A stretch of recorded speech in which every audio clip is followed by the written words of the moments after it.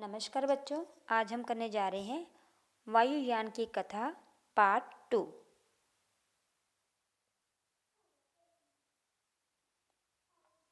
अतः वह उड़ने के स्थान पर नदी में गिर पड़ा। कौन गिर पड़ा? सैमुअल लेगले। परंतु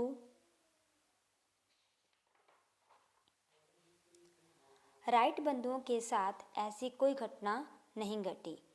उन्होंने लेगले के प्रयोग के 9 दिन बाद 17 दिसंबर 1903 ईस्वी को नॉर्थ कैरोलिना के किटी हॉक तट पर अपने मॉडल को परखा। तो जो गलती लेगले ने की थी वो गलती राइट बंधुओं से नहीं हुई, क्योंकि उन्होंने लेगले के प्रयोग के 9 दिन बाद अर्थात 17 दिसंबर 1903 ईस्वी को उन्होंने किटी हॉक तट पर अपने मॉडल को परखा। कौन से किटी हॉक? नॉर्थ कैरोलिना के किटी हॉक तट पर उन्होंने एक ट्रक की सहायता से अपने वायुयान को उड़ाया और वह 12 सेकंड में 40 मीटर की दूरी तक उड़ा। राइट बंधुओं ने अपने विमान को किसकी सहायता से उड़ाया था? एक ट्रक की सहायता से। यह 12 सेकंड में 40 मीटर की दूरी तक उड़ा था।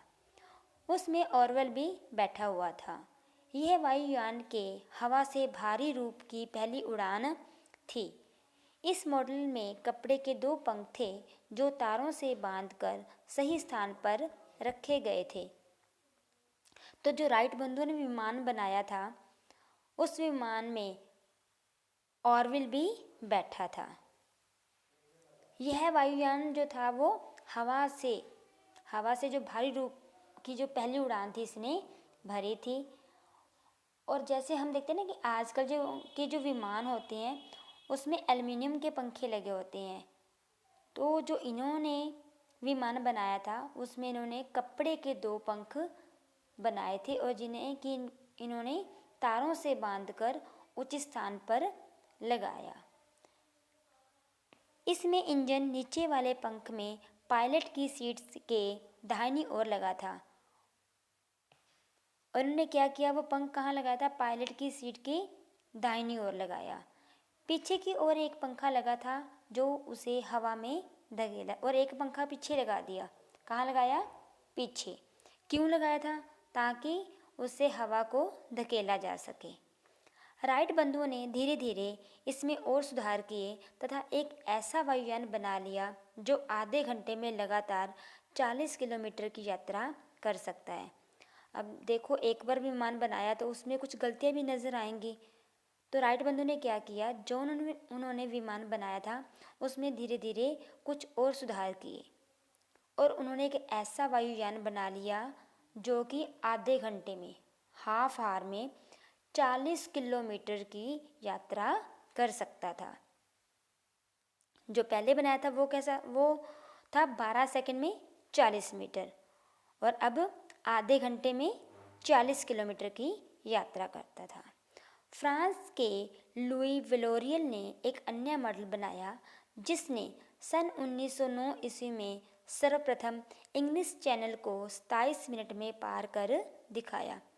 इसके बाद फिर एक और खोज हुई। किसने की? वो लुई वेलोरियल ने। कहाँ का रहने वाला था ये? फ्रांस का। इसने क्या किया? 1909 ईस्वी में इंग्लिश चैनल को पार कर दिखाया। ऐसा विमान बनाया जो कि इंग्लिश चैनल को पार कर सके। कितने मिनट में? 27 मिनट में। इंग्लिश चैनल 50 किलोमीटर लंबी समुद्री खाड़ी है जो फ्रांस और इंग्लैंड के बीच में है। जो इंग्लिश चैनल आपने सुना होगा कि इंग्लिश चैनल को पार करना होता है, ये कहाँ पे है? ये फ्रांस और इंग्लैंड के बीच की एक लंबी समुद्री खाड़ी है जो कि 50 किलोमीटर लंबी है। पहले विश्व युद्ध के बाद वायुयान ने और प्रगति की। प्रगति होता है विकास, कि जब फर्स्ट वर्ल्ड वार हुई थी, पहला विश्व युद्ध हुआ था, उसके बाद इन वायुयानों ने और प्रगति की और विकास किया। क्या विकास किया? वे एयरशिपों के समान नियमित रूप से यात्री ढोने लगे। जैसे एयरशिप में यात्री एक स्थान से दूसरे स्थान पर जाता है, तो यहाँ पर भी ये क्या होने लगा? यात्री एक स्थान से दूसरे स्थान पर जाने लगे। और फिर ये अंध महासागर को भी पार करने लगे। और ऐसे ही जैसे उन्होंने अंध महासागर पार किया, यूरोप के देशों से फिर अमेरिका में गए और उसी दौरान यह भारत में भी आ गए। तो है वे एयरशिपों के समान नियमित रूप से यात्री ढोने लगे और अंध महासागर पार करके यूरोप के देशों से अमेरिका जाने लगे। इसी काल में वायुयान भारत में भी आ गया। जब ये अमेरिका गया तभी ये भारत में भी आ गया। सन 1931 ईस्वी में JRD टाटा ने वायुयान में बैठकर भारत की पहली उड़ान भरी। तो 1931 में भारत में पहली उड़ान किसने भरी थी? JRD टाटा ने। यह उड़ान मुंबई से कराची तक की थी। दूसरे विश्व युद्ध में वायुयान का प्रयोग सामरिक कार्यों में भी हुआ। सामरिक कार्य कौन से होते हैं? युद्ध से रिलेटेड, ठीक है, जो युद्ध से संबंधित कार्य होते हैं उन्हें कहा जाता है सामरिक कार्य। तो दूसरे विश्व युद्ध के बाद इनका जो प्रयोग है वो युद्ध में भी होने लगा। अब तक वायुयान के अनेक रूप विकसित हो चुके थे। कौन कौन से रूप थे? लड़ाकू विमान। लड़ाकू विमान क्या होता है? जो लड़ाई में काम आता है उसे कहते हैं लड़ाकू विमान, युद्ध में काम आने वाला विमान। बम वर्षक विमान। बम वर्षक कि बम को फेंकने वाला, जब युद्ध होता है तो बम भी फेंकते हैं ना, तो जो विमान बम फेंकता है उसे कहा जाता है बम वर्षक विमान। मालवाहक विमान। माल होता है सामान, थिंग्स, वस्तुएं। जो एक स्थान से दूसरे स्थान, एक शहर से दूसरे शहर, एक देश से दूसरे शहर में जो सामान लेके जाता है उसे कहा जाता है मालवाहक विमान। यात्री विमान। यात्री विमान होते हैं जिसमें सिर्फ पैसेंजर लोग जो है यात्रा कर सके उसे कहा जाता है यात्री विमान। आज दूसरे विश्व युद्ध के अंतिम दिनों में वायुयान का एक और रूप सामने आया। जब दूसरा विश्व युद्ध हुआ, सेकेंड वर्ल्ड वार हुई थी, उसके जो लास्ट डेज थे, अंतिम दिन थे, तब वायुयान का एक और रूप सामने आया। कौन सा था वो? जेट विमान। आजकल भी आपने नाम सुना, जेट जहाज सुना ना, जेट विमान, तो ये उस टाइम का है। आजकल अधिकांश वायुयान जेट विमान ही होते हैं। जेट में ईंधन के जलने से जो गैसें बनती हैं, जो ये जेट विमान है, जब से ईंधन जलता है, ईंधन क्या होता है? जलने वाला सामान। जैसे हम खाना बनाते हैं तो चूल्हे में क्या डालते हैं? लकड़ी, तो वो क्या है? उसका ईंधन है, उसका भोजन है। अगर लकड़ी डालेंगे तभी हमारे लिए भोजन तैयार होगा, तो इसे बोलते हैं ईंधन। तो जेट में जो ईंधन है, इसके जलने से जो गैसें बनती हैं उन्हें पिछले भाग में बनी नोजलों से तेज़ी से बाहर निकाला जाता है। तो विमान के पीछे उसमें नोजल बनी होती है, पाइप्स लगी होती हैं छोटी छोटी, जिससे जो ये गैसें होती हैं वो तेज़ी से बाहर निकाल दी जाती हैं, जिसके फलस्वरूप वायुयान आगे बढ़ता है। और वायुयान क्या होता है? अपनी स्पीड से वो आगे की तरफ चलता रहता है, उड़ता रहता है। ये गैसें जेट के रूप में बाहर निकलती हैं, इसलिए इस प्रकार के विमानों को जेट कहा जाता है। तो इसे जेट क्यों कहा जाता है? क्योंकि इसमें से जो ईंधन से जलने वाली गैसें हैं वो पिछले भाग में बनी हुई नोजलों के जरिए तेज़ी से बाहर निकल जाती हैं, और जो ये गैसें हैं वो जेट के रूप में बाहर निकलती हैं, इसलिए इस प्रकार के विमानों को क्या कहते हैं? हम जेट विमान कहते हैं। वायुयान का एक रूप और होता है जिसे हेलीकॉप्टर कहते हैं। देखो, एक तो जेट विमान होते हैं, दूसरा होता है हेलीकॉप्टर। अब जेट और हेलीकॉप्टर में क्या डिफरेंस है, क्या अंतर है, वो समझते हैं। एक हो गया जेट और दूसरा कौन सा विमान है? हेलीकॉप्टर। तो हेलीकॉप्टर के ऊपर एक बड़ा पंखा लगा होता है, तो ये सबसे बड़ी पहचान है कि जो हेलीकॉप्टर होएगा उसके ऊपर क्या होगा? बड़ा सारा पंखा होगा, जबकि जेट विमान के ऊपर पंखा नहीं होता। उड़ते समय इसकी पंखुड़ियाँ घूमती रहती हैं। यह छोटी सी जगह से एकदम ऊपर उड़ान भर सकता है। आप देखोगे हेलीकॉप्टर जो है हम कहीं भी जो है उसे उतार सकते हैं, छोटी सी जगह हो वहाँ भी ये उतर जाएगा। लेकिन जो दूसरे विमान होते हैं उनको उड़ने के लिए काफ़ी स्थान की आवश्यकता होती है। उड़ने तथा उतरने के लिए इसे उड़ान पट्टी की आवश्यकता नहीं होती। जिस विमान जिस जगह पर उड़ता है, ठीक है, उड़ने से पहले जो काफ़ी लंबे समय तक आप देखो चलता रहता है धरती पर, उसे बोलते हैं उड़ान पट्टी। तो हेलीकॉप्टर को उड़ान पट्टी की आवश्यकता नहीं होती, जबकि दूसरे विमानों को उड़ान पट्टी की आवश्यकता होती है। हेलीकॉप्टर आकाश में एक स्थान पर रुक सकता है, जबकि वायुयान को आकाश में उड़ने के लिए आगे बढ़ते रहना आवश्यक होता है। हेलीकॉप्टर क्या होता है, आकाश में अगर एक ही स्थान पर वो चक्कर लगाना चाहे तो लगा सकता है, वहाँ रुक भी सकता है। लेकिन जो वायुयान होता है वो एक जगह पर रुक नहीं सकता, उसे अगर उड़ना है आकाश में तो उसे आगे बढ़ते रहना उसके लिए आवश्यक होता है। हेलीकॉप्टर वायुयान की तरह तीव्र गति से नहीं उड़ सकता। आप देखो इनकी गति में भी क्या होता है, विभिन्नता होती है। जो हेलीकॉप्टर की गति है वो क्या है, वायुयान जो है वो जल्दी से उड़ता है, उसकी गति तीव्र होती है, लेकिन हेलीकॉप्टर की जो गति है वो उससे थोड़ी मंद होती है। लेकिन हेलीकॉप्टर जो है वो भारी वजन उठा सकता है। वह ट्रक या टैंक को लेकर आसानी से उड़ सकता है। हेलीकॉप्टर में इतनी क्षमता है कि वो ट्रक को भी उठा ले, टैंक को भी उठा सकता है और उठाकर आसानी से उड़ भी सकता है। आजकल ऐसे वायुयान बनाने की कोशिश की जा रही है जो वायुयान के समान बड़े हों पर हेलीकॉप्टर की तरह उड़ान पट्टी के बिना ही उड़ान भर सकें।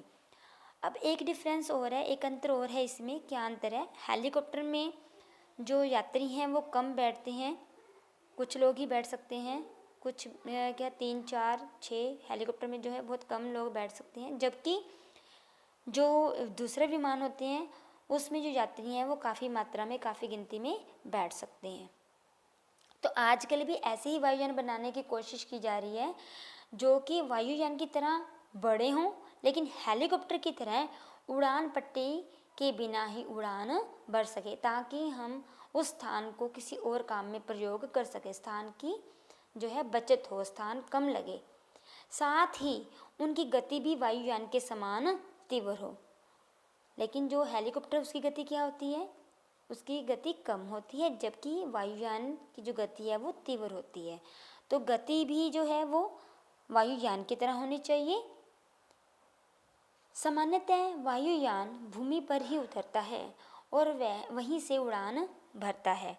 उड़ान भरने के लिए उसे उड़ान पट्टी पर दौड़ना पड़ता है। इस कार्य के लिए वायुयान के निचले भाग में पहिए लगे होते हैं। अब आपने देखा होगा कि जब कोई भी जो वायुयान है वो उड़ता है, उड़ने से पहले वो काफ़ी लंबे समय तक भूमि पर ही चलता रहता है, दौड़ता रहता है, क्योंकि इसे उड़ान पट्टी की आवश्यकता होती है और उसी उड़ान पट्टी के ऊपर ये दौड़ता है।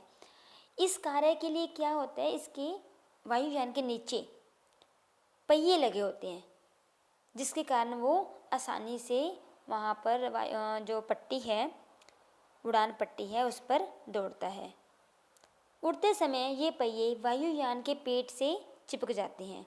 जब ये उड़ता है जहाज़, पहले तो लंबे समय तक दौड़ता है उसके ऊपर, किसके ऊपर, उड़ान पट्टी के ऊपर। जैसे ही ये आकाश की तरफ उड़ने लगता है, ये जो पहिए हैं वो उसके पेट के साथ चिपक जाते हैं, और जैसे ही ये वायुयान नीचे उतरने की कोशिश करता है, अपने आप जो पहिए हैं वो खुल जाते हैं, स्वयं ही खुल जाना। स्वयं होता है अपने आप ही खुल जाना, तो अपने आप ही वो पहिए हैं जो वो खुल जाते हैं। जिन वायुयान को सागर में उतरना होता है उनके नीचे लंबी लंबी पट्टियाँ लगी होती हैं, जिन्हें फ्लोट कहते हैं। अब कुछ वायुयान ऐसे भी होते हैं जिनको सागर में उतरना पड़ता है, तो उनके नीचे लंबी लंबी पट्टियाँ लगी होती हैं। उन पट्टियों को क्या कहते हैं, फ्लोट, ताकि वो पानी में तैर सकें। इस प्रकार के वायुयान को सी प्लेन या समुद्री विमान भी कहते हैं। सी होता है समुद्र, प्लेन विमान, समुद्री विमान जैसे सी प्लेन भी कहते हैं। अब इस प्रकार के वायुयान भी बन चुके हैं जो आवश्यकता अनुसार सागर और जमीन दोनों पर ही उतर सकते हैं। जलयानों पर ऐसे ही वायुयान रखे जाते हैं। अब काफ़ी मात्रा में इस तरह के विमान, इस तरह के वायुयान बन चुके हैं जो कि सागर अर्थात पानी में और जमीन, सागर और जमीन दोनों पर उतर सकें। वायुयान में पेट्रोल से चलने वाला इंजन लगा होता है। जो ये वायुयान होते हैं इसमें कौन सा इंजन लगता है? पेट्रोल से चलने वाला।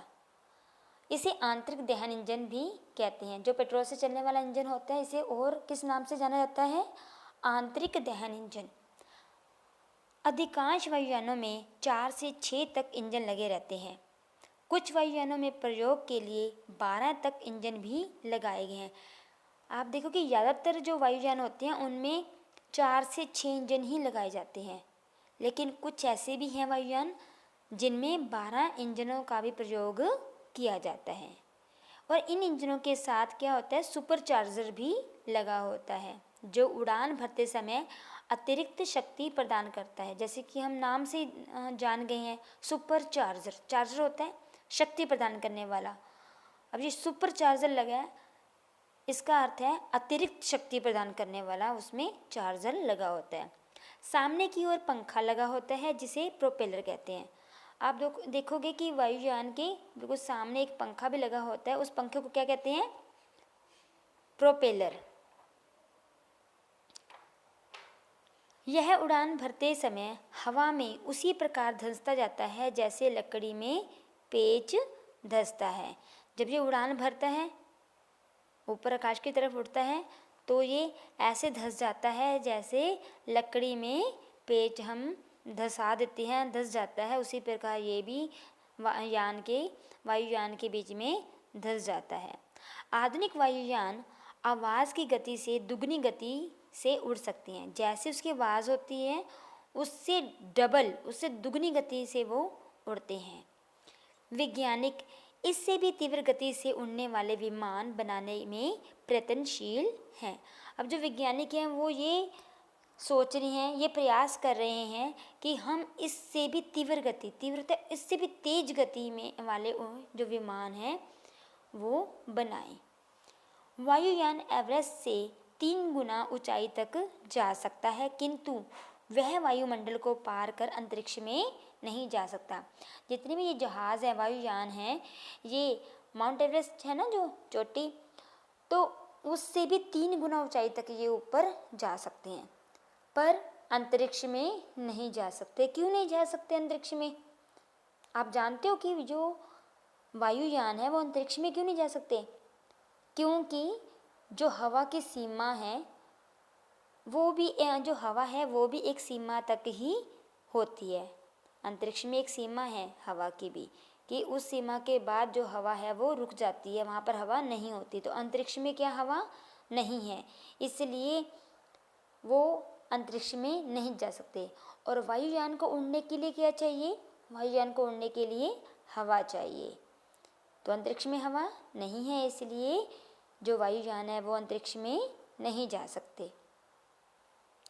वायुयान को देखकर एक प्रश्न मस्तिष्क में आता है। अब देखो, जब भी हम वायुयान को देखते हैं तो कहते हैं कि एक हमारे माइंड में, हमारे दिमाग में, मस्तिष्क होता है दिमाग, एक दिमाग में एक प्रश्न आता है। क्या प्रश्न आता है? कि वह हवा से भारी होने पर भी इतना ऊपर कैसे उड़ जाता है? क्या पृथ्वी का गुरुत्वाकर्षण बल उसे नीचे नहीं खींचता? हम कभी भी कोई चीज़ ऊपर फेंकते हैं ना, आकाश की तरफ फेंकते हैं, तो वो अपने आप नीचे आ जाती है। क्यों आती है पता है आपको? क्योंकि धरती में गुरुत्वाकर्षण शक्ति होती है। गुरुत्वाकर्षण होता है कि धरती में एक ऐसा बल है कि जितनी भी चीज़ें ऊपर हम फेंकते हैं वो उस खिंचाव के कारण नीचे आ जाती हैं अपने आप ही। तो जो हेलीकॉप्टर होते हैं या वायुयान है कोई भी, वो जब ऊपर जाता है वो नीचे क्यों नहीं आता? क्यों नहीं आता? वास्तव में उसे एक बल ऊपर उठाता है जिसे उत्थान या लिफ्ट कहते हैं। तो आकाश की तरफ से भी एक बल जो है वो उसके ऊपर पड़ता है। किसके ऊपर? वायुयान के ऊपर पड़ता है, जिसे हम क्या कहते हैं? लिफ्ट। तो वो बल ऊपर से उसे अपनी तरफ खींचता है, और ये जो बल है ये गुरुत्वाकर्षण बल से कहीं अधिक है, जिसके कारण उत्थान बल जो है, उत्थान बल वायुयान के विशेष आकार के कारण कार्य करता है। और ये जो उत्थान बल है, लिफ्ट है, ये क्या है, वायुयान के विशेष आकार के कारण कार्य करता है। वायुयान की ऊपरी सतह कुछ वक्र होती है। जो वायुयान होता है उसकी जो ऊपर वाली सतह, सबसे ऊपर वाली जो सतह होती है, सरफेस होती है, सतह होती है, सरफेस, वो वक्र होती है। वक्र होती है, टेढ़ी टेढ़ी होती है। और आगे का जो भाग है वो पीछे की भाग की अपेक्षा भारी होता है। जो वायुयान का आगे का भाग होता है वो भारी होता है, पीछे का भाग जो होता है वो हल्का होता है। उड़ान भरते समय उसके पंख एक विशेष कोण पर झुक जाते हैं। जैसे उड़ान भरता है तो जो उसके पंख हैं वो एक कोण होता है, एंगल, एक विशेष एंगल की तरफ झुक जाते हैं, जिससे क्या होता है, नीचे की हवा दबने लगती है। और हवा की गैसों के अणु जो होते हैं वो काफ़ी लचीले होते हैं और इसलिए वे पंखों को ऊपर की ओर धकेलते हैं। अब जब अणु जो है, हवा के अणु, हवा की जो गैसों के अणु हैं वो लचीले होने के कारण क्या करेंगे, पंखों को ऊपर की ओर धकेलेंगे। जब पंख जो है ऊपर की तरफ जाएंगे तो क्या होगा, पंख ऊपर उड़ते हैं तथा वायुयान आकाश की ऊंचाइयों को चीरते हुए आगे बढ़ने के लिए ऊपर उड़ जाता है। धन्यवाद।